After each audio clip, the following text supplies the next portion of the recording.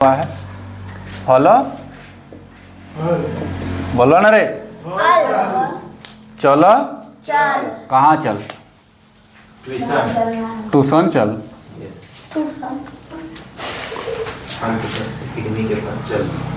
दिया गया है, दिलो गलो छै ना रे।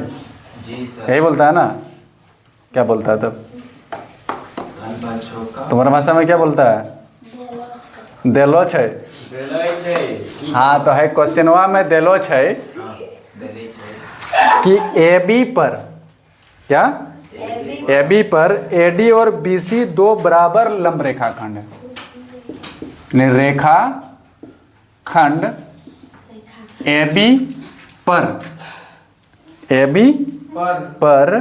ए डी और बी सी, ए डी और बी सी दो बराबर, यहां ध्यान देखना, दो बराबर लंब रेखाखंड है। रेखा खंड है। यहाँ दो चीज दिया हुआ, ध्यान से देखो। कहाँ दो लंब है सर? बराबर है और लंब भी है। और लंब का मतलब क्या? 90 डिग्री का।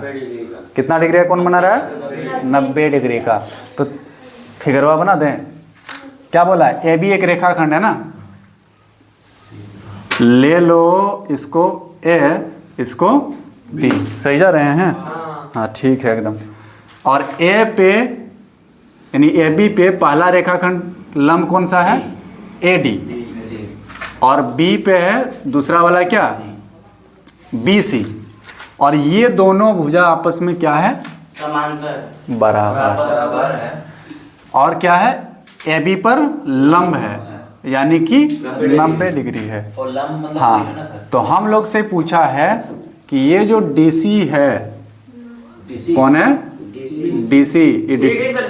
Are C D. इस पॉइंट को हम लोग क्या मान लेते हैं? ओ मान लेते हैं।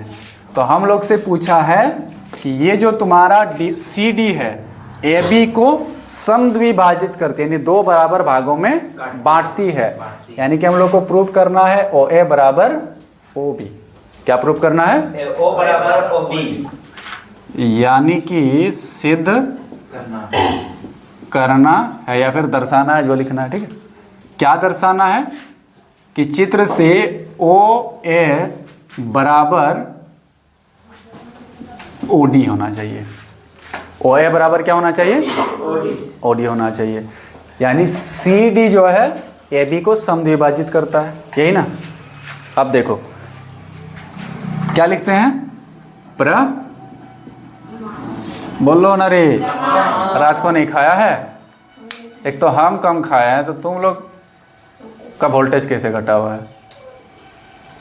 हाँ ये तो 8 रोटी खाया रात को। दो तो हम खाए हैं। हम खाए दूगो तो काय खाया तुम दो को? इतने पेट भर जाता है। देखो प्रमाण, ठीक है। प्रमाण में देखो यहाँ पर फिर ध्यान से देखो, कोण ए बराबर कोण बी है। कोण ए बराबर कोण बी है, ठीक है। और ये हम लोग को दिया गया है ए डी लंब है और बी सी भी लंब है। किस पर? ए बी पर। तो ये कोण भी कितना? 90 डिग्री। ये कोण भी 90 डिग्री। तो दोनों कोण आपस में क्या होगा? बराबर होगा। अब यहाँ पर ध्यान से देखो, दोनों कोण क्या है? बराबर है। और इस दोनों कोण को देखो, ये बी सी है और ये ए डी है। इस दोनों कोण को देखो, एकांतर कोण है। बी सी और ए डी का तिर्यक छेदी क्या है? ए बी है। और इसमें एकांतर ए और बी है ना। तो यहाँ पर हम लोग क्या लिख सकते हैं? चूंकि क्या? चूंकि कोणों का यह युग्म, कोणों का यह युग्म क्या है? एकांतर कोण है। कौन सा है? एकांतर कोण। एकांतर कोण है। ध्यान से सुन लो, कौन सा कोण है?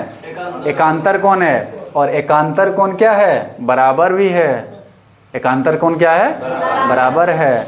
तो याद करो पिछला चैप्टर में लाइन और एंगल में पढ़े थे कि अगर दो रेखा, दो रेखा को एक तिर्यक छेदी रेखा प्रतिच्छेद करती है और एकांतर कोण अगर बराबर हो जाते हैं तो ये दोनों रेखाएं आपस में समांतर होती हैं। क्या होती है? समांतर होती है। इसीलिए हम लोग क्या बोल सकते हैं कि BC जो है वो समांतर किसके है? AD के। BC किसके समांतर है? AD के। इतना क्लियर? इतना समझ में आ रहा है? अब देखो, अब जब ये वाला और ये वाला दोनों समांतर है, अब ध्यान से देखो, इस दोनों का तिर्यक छेदी कौन है? CD है। दोनों का तिर्यक छेदी क्या है? CD है। और जब दोनों का तिर्यक छेदी CD है तो कोण D बराबर कोण C होगा। हाँ, तो फिर क्या लिख सकते हो कि कोण C बराबर कोण D, और ये क्या है? एकांतर कोण है ना। और एकांतर कोण क्यों है? क्योंकि AD और BC का तिर्यक छेदी रेखा कौन है? CD है ना। तो इतना हुआ। अब देखो हम लोग के पास कितना त्रिभुज बना है? अब त्रिभुज हम लोग के पास देखो कौन कौन सा है? OBC। पहला त्रिभुज क्या है? OBC। और कौन सा त्रिभुज है? OAD। त्रिभुज OAD में, OAD में एकदम ध्यान से समझो, नहीं तो बत्ती गुल हो जाएगा। यहाँ तक समझ में आया? अब देखो, अभी हम लोग क्या निकालें?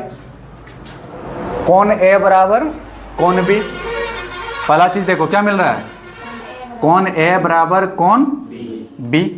और ये चीज हम लोग को क्या दिया है? ये चीज हम लोग को क्या है? दिया है, क्योंकि लंब बोला है तो दिया हुआ ही है। अब आगे देखो, अभी हम लोग प्रूव किए कोण C बराबर कोण D। कोण C बराबर कोण D। और अभी हम लोग क्या किए? सिद्ध किए।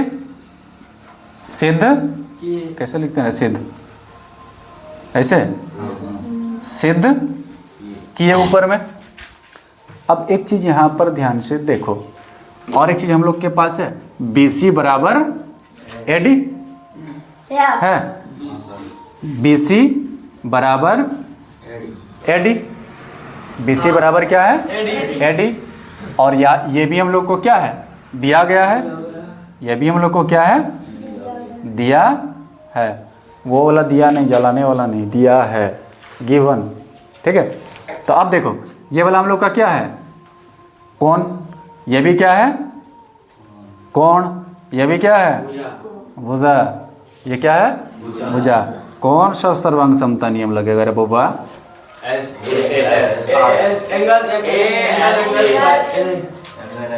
देखो कौन कौन सा कौन है? ये दोनों कौन है ना, ये दोनों कौन है, और उसके अंतर्गत वाला भुजा है तो कौन सा? A S A. क्या बोलेंगे?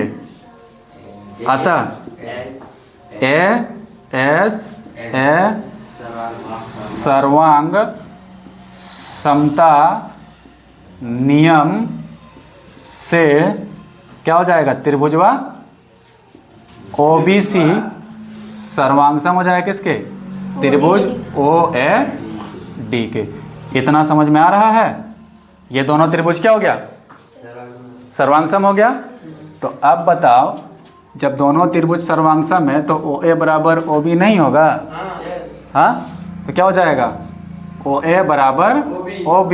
और किससे लेंगे? CP में। हेंस क्या हो जाएगा? प्रूव्ड।